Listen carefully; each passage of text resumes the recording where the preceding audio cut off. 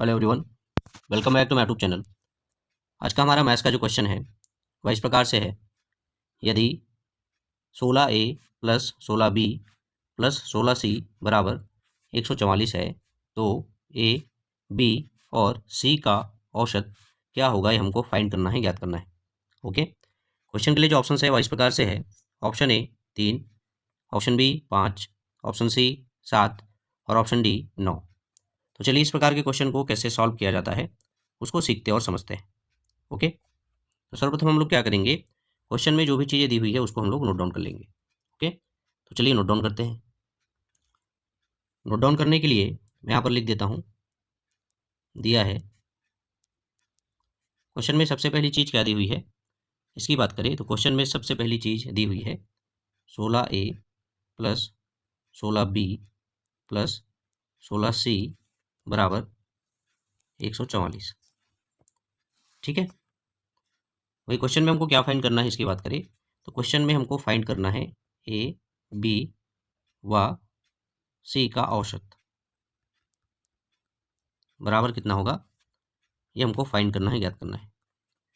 Okay, तो चलिए आगे इस क्वेश्चन को सॉल्व करते हैं। ठीक, तो सर्वप्रथम हम क्या करेंगे, यहाँ पर जो चीज़ें दी हुई है 16a plus 16b plus 16c बराबर 144, इसको आगे हम लोग हल करेंगे। ठीक है, उसको हल करके हम लोग a plus b plus c का वैल्यू ज्ञात करेंगे, मान ज्ञात करेंगे।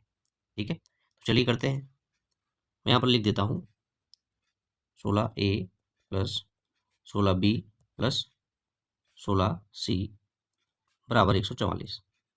ठीक है, अब आगे हम लोग क्या कर सकते हैं, यहाँ पर 16a 16b और 16c इन तीनों में से हम 16 को कॉमन ले सकते हैं। ठीक है, तो चलिए कॉमन ले लेते हैं।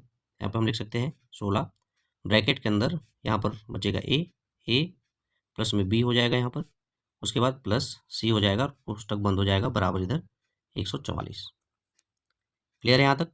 ओके, अब आगे हम लोग क्या करेंगे, ये जो हमने 16 कॉमन लिया इसको अब हम लोग क्या करेंगे, पक्षांतर करेंगे। ठीक है, हमारे राइट हैंड साइड पे यानी कि 140 या फिर 144 के साइड पे हम लोग इसको पक्षांतर कर देंगे। अब चूंकि 16 ए प्लस बी प्लस सी के साथ गुने में है, ठीक है, तो जब हम इसका पक्षांतर करेंगे तो ये भाग में चला जाएगा या फिर बटे में चला जाएगा। ठीक है, चलिए पक्षांतर करते हैं। जब हम 16 का पक्षांतर करेंगे तो हमारे पास वैल्यूज़ क्या हो जाएगा, ये हो जाएगा पुस्तक के अंदर a प्लस बी प्लस सी बराबर में 144। ठीक है, बटे में 16। ठीक है, अभी 16 से हम लोग इस 144 को डिवाइड करेंगे। ठीक है, तो चलिए डिवाइड करते हैं। तो 16 का पहाड़ा जब हम लोग 9 बार पढ़ते हैं तो 144 पूरी तरीके से विभाजित हो जाता है। 16 एकम 16, 16 निया 144। ठीक है, अब यहाँ पर a plus C sorry a plus B plus C का जो मान आ रहा है वो कितना आ रहा है, ये आ रहा है 9। ठीक है, a प्लस बी प्लस सी इसका मान आ गया कितना, तो ये निकल कर आ गया 9। ठीक है, अब हम क्या करेंगे, इस a प्लस बी प्लस सी, ठीक है, इनका हम लोग औसत ज्ञात करेंगे, क्योंकि क्वेश्चन में हमको यही पूछा गया है। ठीक है, कि ए बी और सी का जो औसत होगा वह कितना होगा, ये हमको फाइंड करना है। ठीक है, इसके लिए हम यहाँ पे लिख सकते हैं आगे, तब ए प्लस बी प्लस सी का औसत।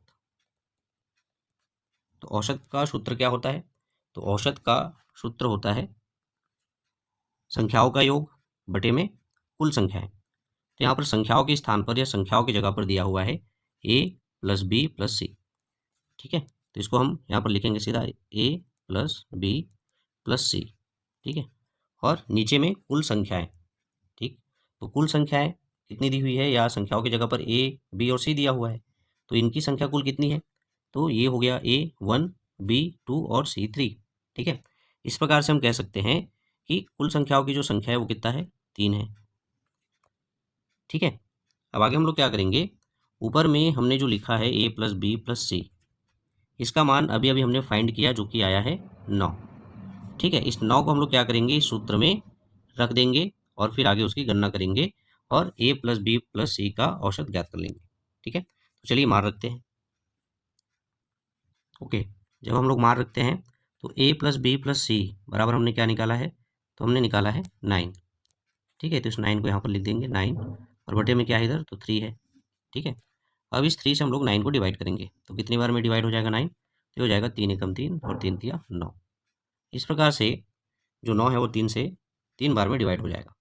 ठीक, इस प्रकार हमारे पास a plus B plus C का जो औसत निकल कर आ रहा है वह कितना आ रहा है, तो वह आ रहा है 3। ठीक है, और यही हमारे इस क्वेश्चन का क्या है, आंसर है।